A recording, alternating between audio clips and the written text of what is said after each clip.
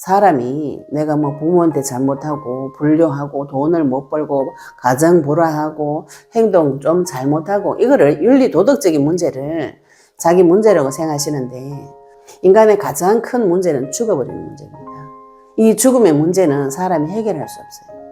이 죽음이 왜 왔는가, 어디에서 왔는가, 이 세상에 어떤 종교도 그것을 설명해주는 종교는 없습니다. 왜 죽는가요? 사람의 죽는 문제 해결하는 길은 하나님께서 만들어 놓으신 방법이 딱 한 가지, 대신 죽어주는 방법으로 영생을 주시기로 약속하셨어요. 안녕하세요. 영원한 빛의 등대지기 장은명 전도사입니다. 영원한 빛을 위해서 항상 기도해 주시고 또 멤버십 가입으로 격려와 지지를 보내주시고 또 같이 기도하시면서 예수님 다시 오심을 준비하는 우리 많은 성도님들의 기도 후원 감사드립니다. 오늘은 우리가 받은 영원한 구원에 대해서, 영생에 대해서 말씀을 증거하고 싶습니다. 많은 사람들이 영원한 생명을 바랍니다. 불신자들은 특히. 그중에도 우리 역사책에서 보면은 중국 황제 중에 진시황이라는 사람이 있었어요. 진시황이 자기가 중국 최초로 중국 전역을 통일한 왕입니다. 그래서 진시황이라 그러는데 그 사람이 중국 전체를 통일하고 모든 것을 다 갖추고 권력과 명예 모든 걸 왕으로서의 모든 것을 갖추었어요. 갖추고 나니까 이 사람이 무슨 욕심이 들었는가 하면은 영원한 생명에 대한 욕심이 들어온 것이죠. 근데 이 진시황만 그런 영원한 생명에 대한 욕심이 있는 것이 아니고 모든 사람에게는 영원한 생명, 영원히 살고 싶은 욕구가 있습니다. 죽고 싶지 않은 욕구. 지금도 진시황이 그 영원히 살고 싶은 그 욕구 때문에 그 당시에 불로초를 찾아서 자기 나라에서 3,000명 정도 사람 꾸려서 전 세계에 그 진시황이 찾아오라는 불로초를 찾으러 많은 사람을 보냈다는 전설이 있어요. 사람들 마음속에 다 그런 것이 있는 것이죠. 영원한 생명을 받고 싶은 것, 영원히 살고 싶은 욕심. 그게 본능일 수도 있죠. 사람이 원래 영원히 살던 존재였는데 하나님 떠나서 죽어버렸기 때문에, 죽음이 그때 들어왔기 때문에 물고기가 물을 그리워하듯이 사람은 영원한 생명을 그리워합니다. 죽지 않고 싶죠. 그러나 모든 인생에게는 죽음이 찾아옵니다. 하나님께서 이 죽음의 문제를 해결하신 거죠. 진시황이 자기가 황제 되고 난 후에 중국을 통일하고 전 세계 권력을 쥐고 나니까 영원히 살고 이 권력을 영원히 유지하고 싶은 욕심이 들어온 것이죠. 근데 지금 진시황만 그런 것이 아니고 지금 이 시대에도 많은 부자들이 바이오 산업에 투자를 많이 합니다. 영생에 대해서 투자를 많이 해요.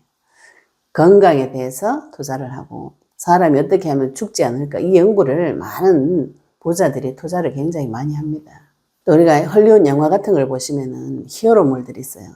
망토 두르고 막 날아다니는 슈퍼맨이 나오면서부터 그 후로 계속 많은 히어로물들이 나왔어요.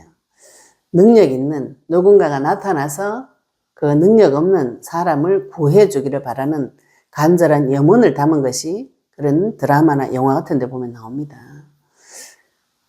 사람 속에 깊은 곳에서 누군가가 나를 구원해 주기를 바라는 깊은 열망이 숨어져 있어요. 이 열망은 원초적으로 처음부터 가지고 있었던 자기도 모르게 올라오는 생각이죠.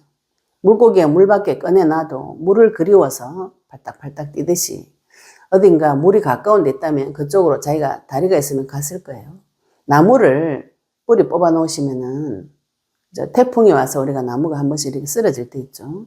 그런데 그 나무가 그 뿌리가 하늘로 가지 않습니다. 가만히 놔둬도 땅을 찾아서 뿌리를 내려서 그 나무가 다시 살아나요. 생명이 근본적인 그 생명의 욕구, 영원한 생명에 대한 욕구가 모든 사람에게 다 있습니다.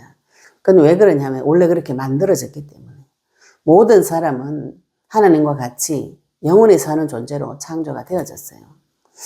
성경에서만 유일하게 왜 이 죽음이 들어왔는지, 사람에게 왜 이 죽음이 들어왔는지 성경에서만 설명을 하고 있습니다. 하나님의 말씀에서만 인간의 가장 근본적인 문제, 왜 죽음이 들어왔는지 이 사실을 설명을 하고 있습니다. 창세기 3장에 나타난 뱀으로 인해서 뱀에게 쏟고 빼앗긴 것이 무엇이냐면은 죽음이 생명을 빼앗긴 것이 사람의 가장 큰 문제예요. 그런데 이 뱀이 얼마나 지혜로운지 하나님의 말씀의 법이 성취되어지도록 거짓말을 한 것입니다. 이 그럼 죽음이 어디에서 왔는가요? 창세기 2장 17절에 선악을 알게 하는 나무 열매를 먹는 날에는 반드시 죽으리라. 죽음이 거기에 있어요. 그래서 마귀가 뱀이 이 말씀을 사람에게 적용시켜서 성취시켜버린 것이 인간의 문제입니다. 사람이 내가 뭐 부모한테 잘못하고 불효하고 돈을 못 벌고 가정 불화하고 행동 좀 잘못하고 이거를 윤리 도덕적인 문제를 자기 문제라고 생각하시는데 인간의 가장 큰 문제는 죽어버리는 문제입니다. 이 죽음의 문제는 사람이 해결할 수 없어요. 이 죽음이 왜 왔는가, 어디에서 왔는가, 이 세상에 어떤 종교도 그것을 설명해주는 종교는 없습니다. 왜 죽는가요? 이 생로병사에 대해서 깊이 고민한 분이 부처님이에요. 답을 줄 수 없었습니다. 그 본인도 죽었고. 사람의 죽는 문제 해결하는 길은 하나님께서 만들어 놓으신 방법이 딱 한 가지. 대신 죽어주는 방법으로 영생을 주시기로 약속하셨어요. 모든 사람이 다 죽는데 죽었다가 살아난 분이 한 분 계십니다. 2025년 전에 사람이 죽었는데 모든 사람 보는 데서 죽었어요. 죽었는데 3일 만에 부활하셔서 그 사람들에게 다 보이는 사건이 하나 있었습니다.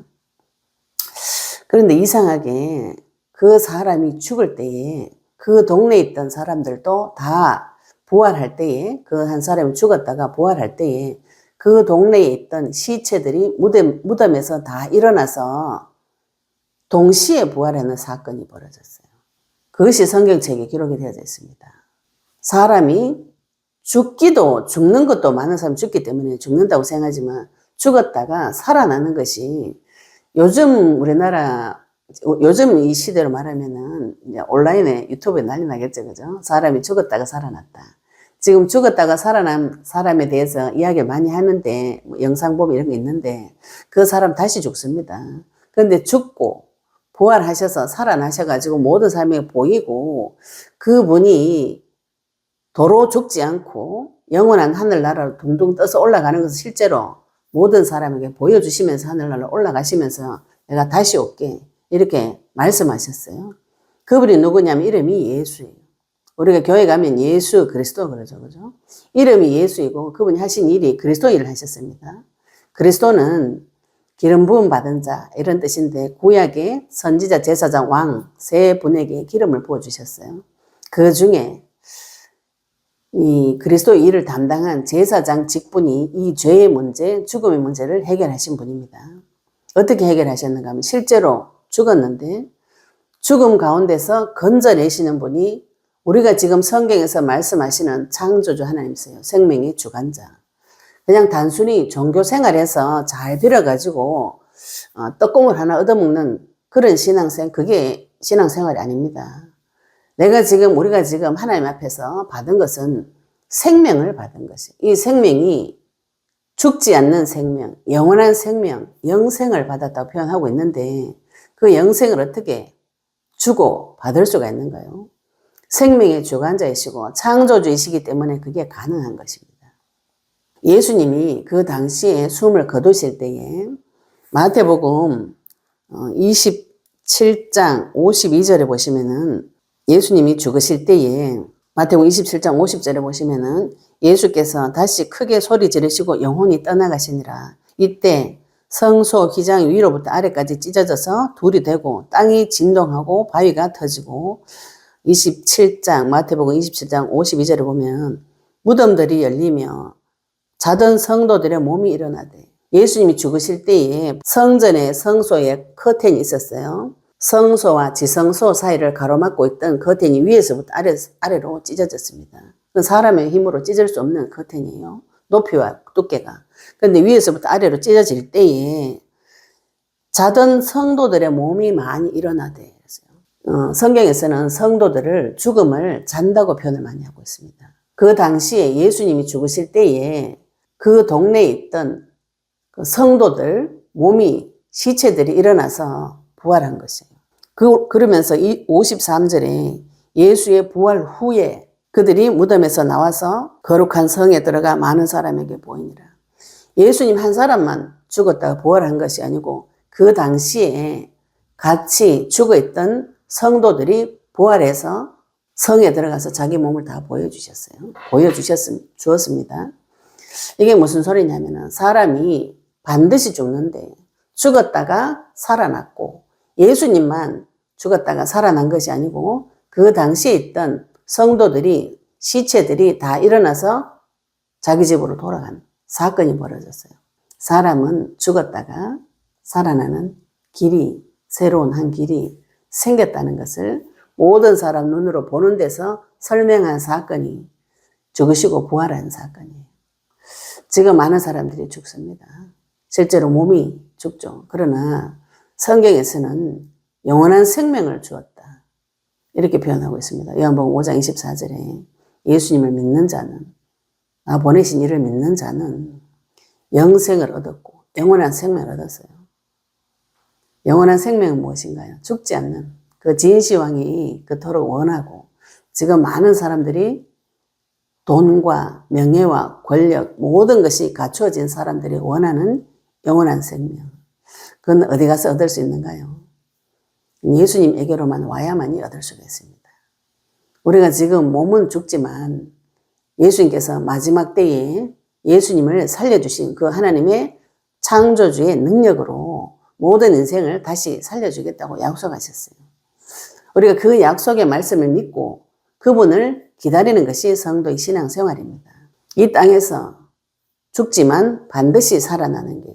그리고 지금 사람들이 자꾸 내가 지금 돌아다니는데 왜 죽었다고 이렇게 말씀하시는데 죽었다고 말하냐 이렇게 말씀하실 수가 있는데 성령이 없는 사람은 죽은 상태입니다. 성경에서는 죽은 자라고 표현하고 있어요. 우리 개나 돼지나 주변에 많은 동물들이 돌아다니죠. 돌아다니는데 그 동물들은 종교생활을 하지 않아요. 하나님 찾지 않습니다. 동물들은 하나님께서 생육하고 번성하고 충만하는 복만 주셨어요. 그냥 그 삶을 그대로 유지하다가 죽으면 끝입니다. 근데 사람은 하나님의 영혼을 나누어 준 존재이기 때문에 영원한 생명에 대한 갈망이 있습니다. 죽지 않고 영원히 산 사람이 또 성경에 두 사람이 있어요. 에녹과 엘리야 두 사람이 죽음을 보지 않고 바로 하늘나라 올라가는 장면이 있습니다. 성경에. 예수님도 죽으시고 부활하셔서 하늘나라로 올라가셨어요. 이 사건은 무엇을 뜻하는가 하면 사람은 원래 영생하던 존재로 하나님과 같이 살다가 다시 살아나는 영원한 생명의 길을 열어주셨다. 이 사실을 설명하기 위해서 하나님께서 이 사건을 터뜨리신 것이죠. 이 영원한 생명은 어떻게 받을 수 있는가요? 예수님을 믿을 때, 예수님을 그리스도로 믿을 때, 요한복음 1장 12절에 영접하는 자, 곧 그 이름을 믿는 자들에게는 하나님의 자녀가 되는 권세를 주셨으니 예수님을 그리스도로 믿을 때에 영원한 생명이 들어오게 됩니다. 하나님께서 우리에게 무엇을 주시고 싶은가? 요한복음 5장 24절에 내가 진실로 진실로 너희에게 이르노니 내 말을 듣고 또 나 보내신 이를 믿는 자는 영생을 얻었고 세상 사람들이 그렇게 원하던 영생의 비밀이 어디에 있는가요? 예수 그리스도 이름 안에 있습니다. 예수 그리스도를 영접할 때 예수님을 그리스도로 믿을 때 영원한 생명을 얻게 되는 것이죠. 영원한 생명을 얻고 심판에 이르지 아니하고 사망에서 생명으로 옮겼느니라. 영원한 생명이 그리스도 안에 있습니다. 영원한 생명을 영접할 때 그분이 내 마음속에 실제로 오셔서 사망의 길로 가지 않고 생명의 길로 가는 그런 신비하고 놀라운 일들이 벌어집니다. 죽음에 대한 공포가 있거나 내가 이 세상에서 저주와 재앙과 죽음의 문제를 어떻게 해결할까 고민하시는 분들, 영원한 생명에 대해서 고민하시는 분들은 영생의 길은 그리스도 안에 있습니다. 오늘 이 짧은 이 영상을 통해서 인생의 가장 근본적인 질문, 영원한 생명을 어떻게 할 것인가, 죽음을 어떻게 해결할 것인가, 내 인생에 들어와 있는 이 죽음의 문제, 그리스도를 통해서 해결하는 길이 있습니다. 말씀 붙잡으시고 또 이 영상을 깊이 보시면 영원한 생명을 얻고 죽음의 저주에서 빠져나오는 부활의 권세와 능력이 그리스도를 통해서 회복이 되어집니다. 이 소식을 전하는 자가 전도자죠. 이 소식이 복음입니다. 기쁜 소식. 죽지 않는 비밀. 영생의 비밀을 붙잡으시기를 예수 이름 축복합니다. 감사합니다.